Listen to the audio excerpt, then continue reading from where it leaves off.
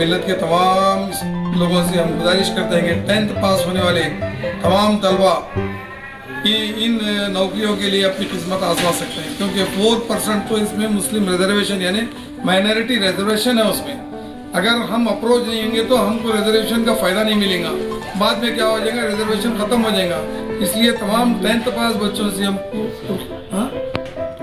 10th या equal into PUC जो भी क्लासेस से पास हैं बच्चे, उन तमाम नौजवानों से गुजारिश करते हैं कि इसमें पहले कर्नाटक गवर्नमेंट से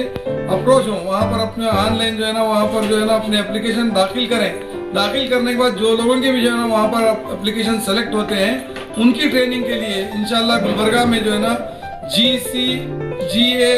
नाम से एक जो है ना ऑर्गेनाइजेशन कायम है। तमाम अप्रोच होने वाले बच्चों को अप्रोच होने के बाद उनको ट्रेनिंग दी जाएगी बच्चों को, ताकि जो है ना वो जो है ना वहाँ पर सिलेक्शन हो सके। इसलिए तमाम लोगों से हम गुजारिश करते हैं कि वो जो है ना